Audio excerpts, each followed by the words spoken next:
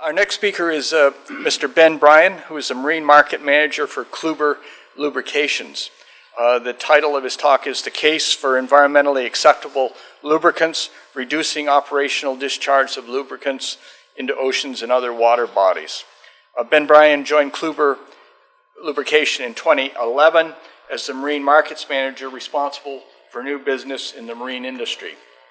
Ben is a graduate of the Massachusetts Maritime Academy and holds a 1,600-ton master's license with experience on oil tankers, offshore supply vessels, and tug and barge units. And in 2009, he earned a Master of Marine Policy from the University of Rhode Island, and he holds a Master's in Business Administration from Boston College. Ben's primary focus at Kluber is to launch their new portfolio of environmentally acceptable lubricants for the marine industry. He's authored a number of articles on specialty lubricant performance and on explaining the proposed lubricant standards established in the 2013 Vessel General Permit. He's also a participant in Green Boats 1 and 2, and we're happy to have him back. Thank you. Do I need a...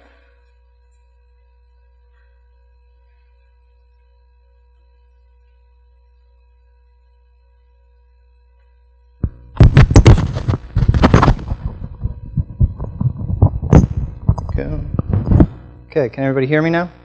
Yep. All right, well it's great to be back here, and as Bruce mentioned, I was part of the first Green Boat conference in 2012, which was exactly 3 weeks after I got hired. So my career has essentially paralleled this conference, so it really is great to be back here. I'm going to talk a little bit about environmentally acceptable lubricants, and I think the reason that I keep getting invited back to this conference is because we really want to remind everybody about what they're putting into the water, not just the energy we're saving or the designs of the vessels or some of the other topics that have been discussed today, but what is actually going into the water when we run our ships in our ports. So, obviously one of the big things that you have to worry about are lubricants.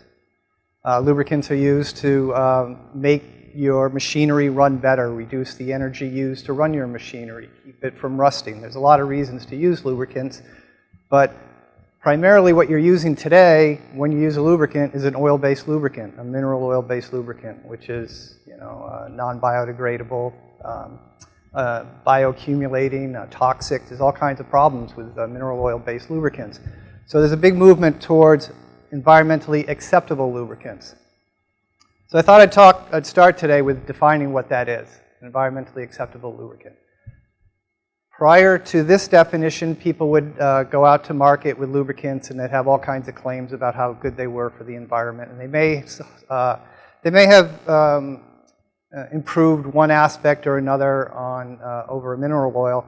But the EPA in 2008 came up with a term and came up with testing for what lubricants are acceptable in the marine environment. So that's where the term environmentally acceptable comes from. What lubricants are acceptable in the marine environment. And what they say is that it has to be minimally toxic, biodegradable, and non-bioaccumulating. I think of bioaccumulating as mercury, lead, other things that may work their way up into the tissues of living things. Biodegradable standard is it has to biodegrade 60% in 28 days. It doesn't have to biodegrade 100%, but it has to biodegrade a certain amount within 28 days. And then non-toxic, they run tests on minnows and algae and shrimp, I think, is the third thing to see what the lethal dose is. So this is the standard. This is the standard now that has been adopted by the United States, by the EPA, on lubricants used on vessels. Okay? How do you make a biodegradable lubricant? So mineral oil, can't use it. It doesn't biodegrade fast enough, and it is toxic. But you can use something called PAG, polyalkylene glycol, which is like an alcohol. So some lubricants are made out of PAG. Most lubricants are made out of esters, either synthetic or natural. Your biodiesel is a natural ester. A synthetic ester is one that's been modified in the laboratory to give it better properties. So when you're dealing with environmentally acceptable lubricant, you're going to be looking at either an ester or a PAG. just some terminology for you. And, we've heard a lot today about does somebody want to go green just because they have the right morals for saving the planet, or is there a business case to go green as well? Well, ironically, when you get into biodegradable lubricants and you're dealing with synthetic esters, you're actually dealing with a base oil that is superior to mineral oil. And it has properties that allow you to run your machinery longer, allow you to change out your lubricants less often, reducing your waste stream. All kinds of benefits can come from using biodegradable lubricants that are well beyond just the fact that they are better for the environment. So in this slide, obviously biodegradability is an important issue, but wear protection. It's better on friction, metal on metal. Esters do better than that. They last longer, aging. We can get a mineral oil may last 1 year, a biodegradable oil may last 5 years. So you're reducing your usage on oils by 5 times if you use the right oil. Viscosity temperature behavior. What that means is oil will get thinner as it gets hotter, thicker as it gets colder, viscosity. Biodegradable oils, good ester synthetic oils, tend to have a smaller range. What that means is that if you're dealing in hot and cold weather, you can use lubricants that can handle both temperature extremes. A couple of issues with biodegradable products, though, are water. We have to worry about getting water into the lubricants, so I could tell you more about that if we had more time. But so there are some things you do have to worry about. Seal compatibility is the big thing. If you're changing over a thruster or a stern tube, you need to think about the type of elastomers that you're using to separate the oil from the water.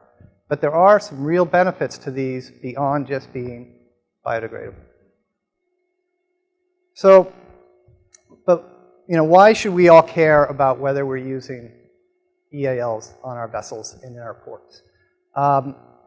Somebody said a little while ago that global warming is the biggest issue that we're worried about. And we are, no doubt about that. But I think a lot of people would agree that non-point pollution is the second biggest issue that we all deal with. So just sort of that general drip of pollution that's going into our oceans and our streams and our harbors that is unaccountable for because it's just coming from everywhere. Dr. Etkin did a study on the lubricants that are leached into the ocean from ships, from operational and leakage. Operational discharge and leakage. This is the normal, everyday, just coming off your vessels, okay? She figured, I don't have it up there, it's 2.7 million liters worldwide going into the oceans every year. And Carlene, how did you say? Your name, Carlene? Carlene, yes, Carlene. You had a slide earlier that showed you consider a major oil event to be 700 tons. Well, that would be 3 major oil events per year, just coming from ships, not including recreational vessels or anything like that. A new propeller seal on a large ship can leak 5 liters of oil a day, operationally, every day, year-round, every day that it's running. And one with a worn seal can be leaking 5 or 6 times that, and that's considered acceptable in practice today. So that is really the motivation to move from mineral oil-based lubricants to environmentally acceptable-based lubricants. The US EPA actually has implemented regulations now asking ships to use better lubricants. It's called the Vessel General Permit. How many people have heard about that now? A few? Thank you. My first presentation here, the Vessel General Permit was a draft. My second one here, they had just released it, and now we have 2 years of data. So it's really moving the industry in the right direction. But there are other reasons. The Polar Code, it recommends using environmentally acceptable lubricants, but it doesn't require them yet. And I'd love to talk to somebody over dinner tonight about how is that being received. But at least there's a recommendation in there now to use biodegradable lubricants. And then, you always have local laws, customs and preferences. Just, some of the things you've heard about today, the biofuel speech was a great speech because that's sort of getting to that local custom. People are moving towards biosolutions wherever they can, just because they do want to. So a little update on the vessel general permit. It was the result of the Clean Water Act from the 1970s. It's called the vessel general permit because it is a permit to pollute. I don't know if everybody knows that. Do you know what the national NIPDES, National Pollution Discharge Elimination System is? NIPDES permits. It sets limits on how much a facility can pollute. A general permit is for a class of operators. So you can have a general permit for boat yards. I think there's a general permit for boat yards, Dennis, you probably know that. So vessels fall under what's called the vessel general permit. And in 2009, the first one went into effect. 2013, the second one was released. And we'll have a new one in 2018. And again, it focuses on operational discharges. If you spill oil, you're still under Open 90. You're still under a different category of oil response. You're still working more with the Coast Guard if you spill oil. The EPA is focused on the operational end of it because that deals with the permitting. Okay? This is just a very quick case study. Just a few numbers up here for you because this is my project. This is the one that I'm working on. When Bruce said that I used to work on tugboats, and this is what I used to do, is drive these guys up and down the coast. These boats have what's called a coupling system, and they connect that barge to that tug permanently. It's 2 pins on either side of the tugboat. You'll see these all up and down Narragansett Bay and all up and down Buzzards Bay. Sailors, you probably run into these all the time. Try not to. Thank you. To lubricate those pins, the 2 pins, there's one on either side. A small boat, a small tug will use about a barrel of grease a month. A very large one will use about 8 or 9 barrels of grease per month. And there's about 200 of these, 150 of these vessels operating in the States right now. So that means that about half of that grease is going right into the water every day, every month, whatever. So I've been working on a project to create a biodegradable grease, environmentally acceptable grease. And using that stuff I talked about before, it's not just environmentally acceptable, but they will be able to reduce the usage as well. So they should be able to reduce their usage by about 1/3 because it'll be a better product.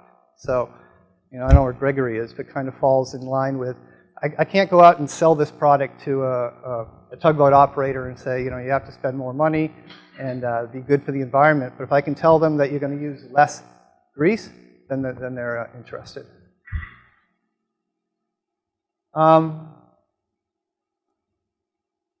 One of the things that we have to talk a lot about in my business is that not all EALs are the same.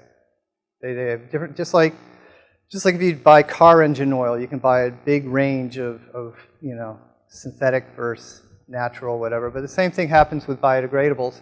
And this is just an example that we present to our clients. And I wanted to show you, just so as you start thinking about making the move into environmentally acceptable lubricants, you don't treat them all the same. Because there's different chemistries, there's different ways to engineer a lubricant.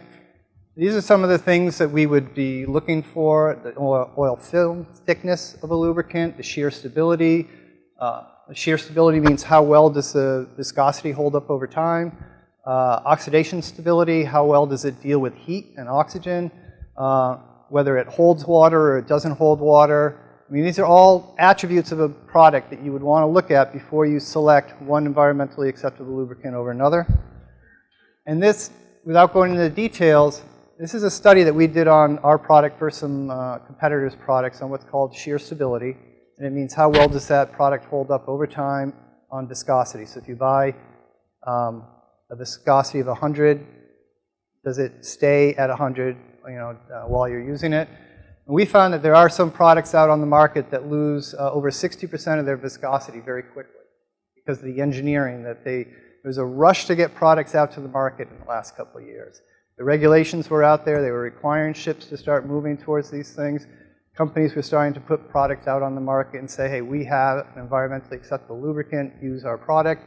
and we started testing them, and we found some of them to be really, really bad. So, just as you listen to me to start thinking about what you're putting into the ocean to change over to environmentally acceptable lubricants, also take a step back to say, let's make sure you're using the right product and you're doing the right transitions. So the results to date from the transition to environmentally acceptable lubricants. These numbers just came out from the EPA just this month. All ships that want to do business in the United States need to report once a year on how they are doing on transitioning to environmentally acceptable lubricants. They need to use lubricants in any oil-to-sea interface, anywhere where there's oil on one side of a seal, anywhere where there's oil on one side of a seal and there's water on the other, or on any equipment that's going to be immersed in the water. That's the regulation. So this data was just collected in February. So 41,000 vessels reported. About half of those were barges, so really no real lubricant usage that would get into the water on those. So about a quarter of the vessels reporting said they had an oil-to-sea interface. And of that, they identified 18,000 different applications where they were using oil that would interface with the water. And about half of those now have converted over to EALs. And that's in the first 2 years. You have to understand, there are exemptions here that allow them up to 5, maybe even more years before they have to convert. So I consider this a huge success. I really do. Bruce, I've been talking to you for 2 years now, and that's pretty good, to me, very good progress. And what happens now is it's really impacting the globe. All of the ships that are being built in China right now are using EAL stern tube systems because they know that eventually they want to come into the United States to trade here. So I would say about 2/3 of my company's business on EALs has been in China over the past 2 years. So it's a global it's a global movement caused by some regulation here in the United States, and something I think we can all be very proud of. So EALs are successfully protecting marine equipment now. There's no doubt about it. OEM, original equipment manufacturers, have been testing and approving and putting lists out on which lubricants work with their equipment. New vessels should all be looking at that, no doubt about it. Existing vessels, the next time they go to dry dock, they should be thinking about how can I transition over to new EAL. And because this is the boats and ports, I wanted to throw up a slide on ports. Right now, oil and grease discharge limits are specific to the NPDES permitting system. There's no requirement on EALs in port usage. I spent yesterday looking through as many green port programs as I could find online. Still no mention of lubricants in any of them. Lots of sources of oil and grease in a port. The chains that are used on the fork trucks, engines, wheel axles, many more. The limits that you'll see are 10 to 15 milligrams per liter per day, but that's per outfall. So how many outfalls are there in a port, and how many liters of water are being, running through those outfalls? I don't know. There are 360 ocean and river ports in the United States. Dr. Becker, I don't know if you're still here, but maybe one of your students can kind of crunch those numbers for us and get some idea of how much oil and gas, oil and grease are going into the ports every day based on not using environmentally acceptable lubricants. And many of the applications could effectively be changed over. There's no doubt in my mind. So something to be thinking about. I think that's my presentation. We're trying to protect the environment while we're protecting the machinery. And I think it's a great story. In just 2 years, the kind of progress that's been made has been